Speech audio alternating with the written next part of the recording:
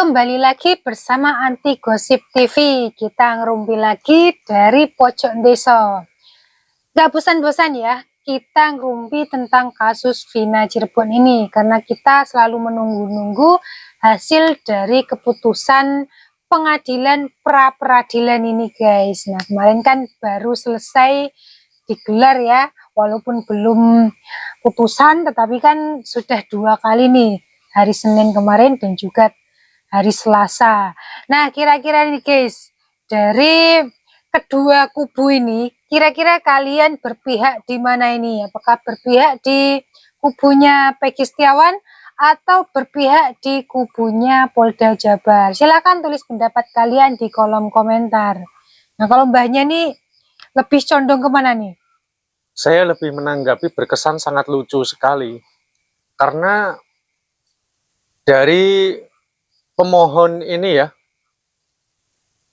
jadi merasa keberatan dari apa yang dituduhkan ataupun yang argumen-argumen yang memvonis bahwa beliau adalah merupakan seorang tersangka gitu.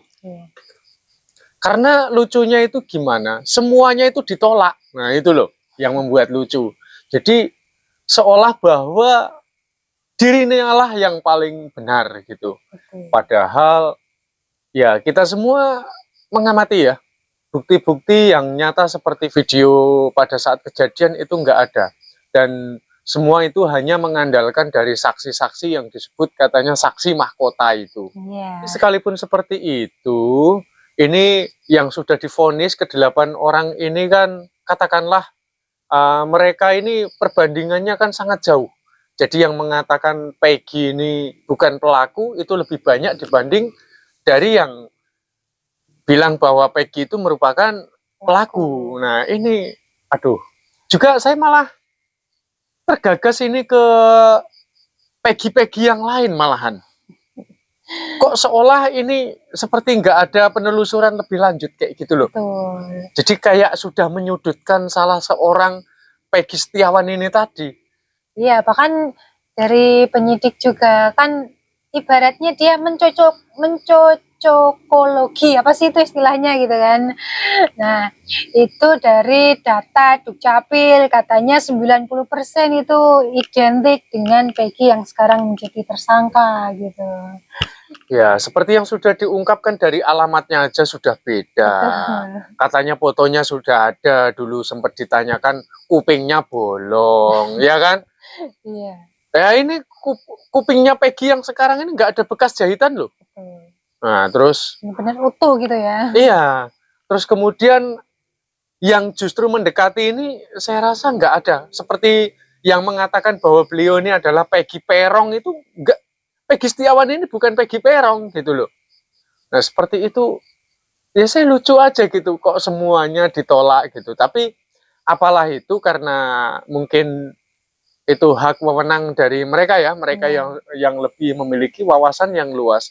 Tapi dari masyarakat yang memiliki kepolosan kita melihat juga kita menggunakan akal sehat kita gitu. Sepertinya kalau Peggy Setiawan ini bukan Peggy Perong gitu. Itu dalam pengamatan gitu. Ya nanti tinggal diadu lah ya bukti dari tim Peggy Setiawan, bukti maupun saksi dan juga bukti maupun saksi dari tim Polda Jabar gitu. Mana kira-kira yang lebih kuat? Ya semoga apapun keputusannya itu adalah yang terbaik gitu ya. Terus lagi yang membuat saya sebagai masyarakat Indonesia itu tidak puas karena para saksi ini tidak dihadirkan. Karena ini sidang pra-peradilan loh. Jadi kita pengen juga mendengar ungkapan-ungkapan secara apa ya yang keluar gitu dari si saksi-saksi ini itu akan merasa lebih puas gitu. Iya, kita juga pengen mendengar jawaban-jawaban ketika ditanya atau benar-benar diinterogasi gitu ya dari tim tim lawan. Dari tim misalnya dari tim Polda ini ditanya-tanya sama timnya Peggy gitu ya, saksinya gitu kan pasti ya, begitu bakal juga dicecar sebaliknya gitu. Iya, begitu juga sebaliknya saling tanya gitu kan. Jadi kayaknya itu lebih lebih nanti dalam kita itu menilai, karena kan kita selaku masyarakat Indonesia itu kan ingin menyaksikan bahwa lembaga penegak hukum di negeri kita itu betul-betul dijalankan dengan sangat baik kayak gitu. Maka saya ya menafsirkan seperti itu aja. Jadi saya ingin menyaksikan di kasus Peggy ini betul-betul diketemukan pelaku yang sebenarnya, jangan sampai nanti salah tangkap kayak gitu. Kalau memang Peggy yang sekarang ditersangkakan ini memang beliau yang melakukan, ya silahkan gitu. Tapi ya cara mereka itu menersangkakan atau menjadikan Peggy sebagai tersangka itu yang sudah sesuai dengan undang-undang yang berlaku, Iya, kayak benar gitu. sekali. Ya, ini kan kita lihat dari tim Peggy ini, ketika Peggy ditetapkan sebagai tersangka itu menilai bahwa tidak sesuai dengan prosedur gitu ya. Tetapi ketika dari sisi timnya Polda itu merupakan sudah sah gitu. Jadi kan ya, kita pandangan kalian nih gimana nih guys? Silahkan tulis pendapat kalian di kolom komentar. Gimana nih Mbah? Saya sih lebih memberatkan yang namanya Peggy itu ya jangan cuma satu orang itu aja yang diperiksa. Apalagi jelas-jelas dari ciri-ciri yang katanya kupingnya bolong, ya kan? Terus kemudian dari alamat, terus kemudian dari usia, terus kemudian dari nama panggilan, nama apa yang dikenal, perong itu tadi.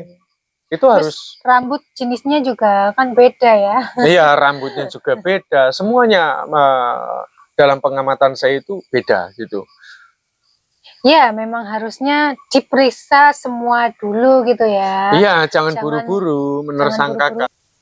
Nah, ini tuh yang dicurigai kan banyak sekali ya nama Peggy tuh. Yang dicurigai masyarakat itu malah nggak diperiksa. Nah, ini yang dipermasalahkan malah justru identitas ganda yang dimiliki oleh bapaknya Peggy Setiawan. Nah, itu gimana guys? Silahkan tulis pendapat kalian di kolom komentar.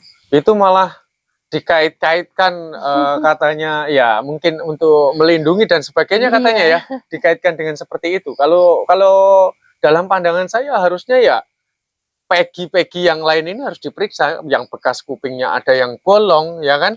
Terus kemudian dari ciri-ciri, usia dan alamat sebelumnya mungkin berada Iya. tinggal di mana. Apalagi katanya aktenya itu salah cetak. Ada yang Peggy yang lain kan, katanya seorang wanita. Nah, akte itu dibuat tahun berapa? Terus kemudian yang katanya ini nomor nicknya ini salah juga dari 10 tahun yang lalu atau berapa tahun yang lalu itu. Sedangkan orang daftar sekolah itu kalau Katanya harus benar ya, iya, harus sinkron gitu ya. untuk daftar sekolah itu kan seperti akte harus betul, ya kan? Betul. Terus kemudian kalau mungkin dia mau membuat apa surat menyurat perbankan dan yang lain sebagainya itu kan identitasnya kan harus dibetulkan dulu. Iya. Ini kan tanda tanya sekali gitu. Kenapa kok nggak maksudnya diperiksa gitu loh. Iya. Seperti kalau memang ingin masyarakat itu istilahnya ya puas atau percaya gitu, harusnya dilakukan dulu. Jangan buru-buru menjadikan Peggy Setiawan ini sebagai tersangka kayak gitu. Iya, dan juga itu apa namanya, motornya Peggy Setiawan itu bahkan dari 8 tahun yang lalu sudah diambil gitu ya sama penyidik, dan itu tidak ditunjukkan sebagai bukti gitu, nggak, ibaratnya sudah diambil tapi nggak buat apa-apa gitu, nggak dipakai gitulah istilahnya. Iya, itu pengulasan hal-hal seperti itu memang sebetulnya kewajiban ya untuk titik terangnya itu diperjelas gitu. Ini banyak sekali yang menurut saya itu kemestian-kemestian yang harus dijalani malah nggak dijalani gitu. Iya. Terlalu, makanya saya bilang terlalu terburu-buru untuk menersangkakan Peggy ini tadi, atau menjadikan Peggy ini sebagai tersangka terlalu terburu-buru. Itu dalam pikiran saya ya. Saya akan lebih puas kalau Peggy yang ada yang dicurigai oleh masyarakat itu dilakukan penelitian terlebih dahulu, adakah kejanggalan-kejanggalan, ada alamat sebelumnya di mana, seperti itu kan semua jejaknya kan ada di situ. Oke, kita lihat nanti keputusannya di hari Senin mendatang ya. Bagaimana kita sebagai warga Indonesia ya tentunya kita mengharapkan keadilan dari hakim tunggal ya. Ini hakimnya cuma satu soalnya. Terima kasih buat teman-teman yang sudah berpartisipasi dan berkomentar di kolom komentar. Jangan lupa selalu dukung channel ini dengan cara like, comment, share, dan subscribe. Terima kasih.